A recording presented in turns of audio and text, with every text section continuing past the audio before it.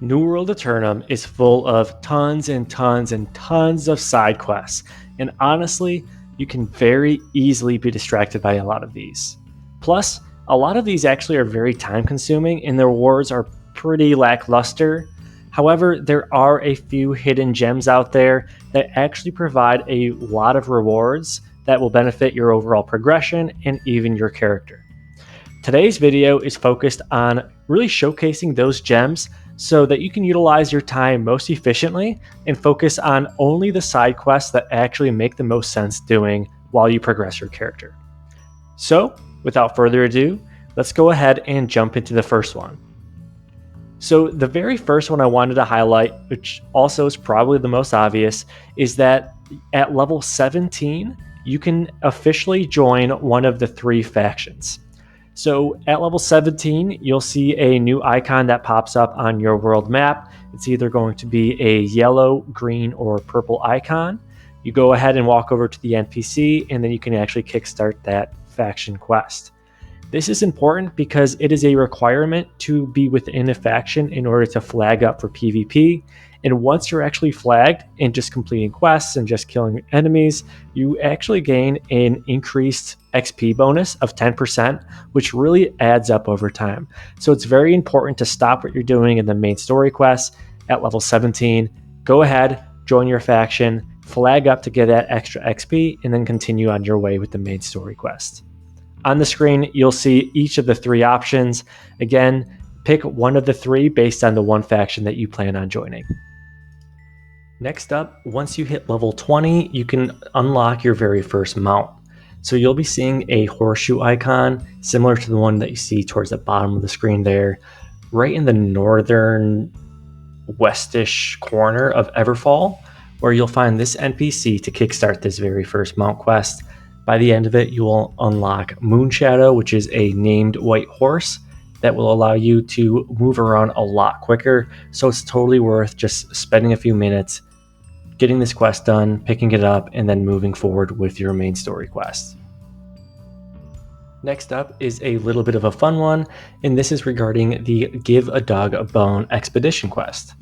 So in order to actually unlock this quest and start doing it, you have to be at least level 23, and you also must have completed the Bones for Barkamedes quest. So again, it's very similar to that exact quest. You essentially have to run the Amrine dungeon, collect some bones, talk to the NPC, and then it's done. It's a very easy one to do. It's worth doing just for the nice little XP boost. Plus, more importantly, you get a pretty cool piece of furniture. It's an actual dog that you can place in your house. So again, not critical to get this one, but it's also just like a little fun, nice thing to have. Now these next two quests are primarily just to make your life a little bit easier, especially if you're focused on just leveling up your character and you don't have a ton of time to level up something like engineering to make your own tools. But this first one is called the Story of the Stones quest. Roughly like early level 30s, you'll be able to unlock this, follow along with the MSQ, and eventually it will unlock. You can see all information of this on New World Database as well. But on the right side of the screen, you can actually see the ancient mining pick that you get as a reward for this one, which honestly has some pretty nice perks. It has mining yield, prospector's discipline, and then Azoth extraction.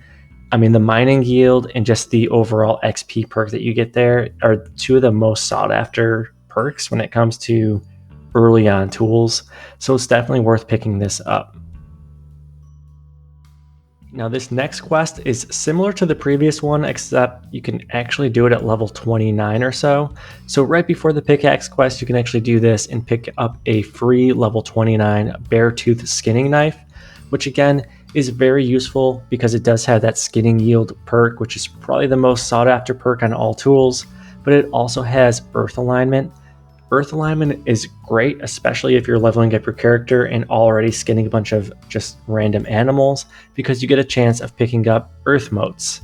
Earth motes are definitely useful in a handful of trade skills, but also you can just trade them right on the trading post, so you might as well do this side quest, pick up this knife, and then just pick up some easy profit as you're leveling anyways.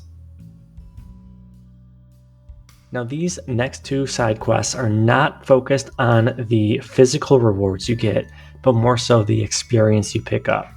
So the quest on the left there, Pirates Will Pirate, again, the rewards are not amazing. You get a mysterious headwear, which is just basically a random piece of headwear based on your level and loot biasness, but it is a requirement in order to unlock a smaller group of quests that get you to the right quest.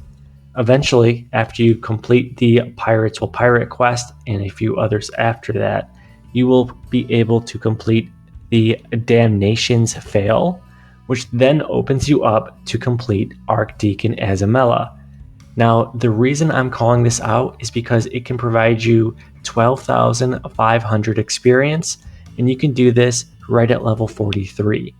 If you have a group and you can actually grind out the depths, then I highly recommend you actually pick up this side quest because it is a huge XP boost and will help you get closer to max level 65. There is one more side quest I did want to call out just because of the great reward it comes with, but again, there's a handful of useful items as well as a great amount of experience you can pick up from side quests, but it is okay to be a little bit picky with these because if you do get distracted, chances are you're just going to get down a rabbit hole and you're just going to find yourself doing hours and hours and hours of pointless side quests. So again, that's the point of this video, but let me go ahead and showcase the final side quest that I highly recommend you go ahead and do.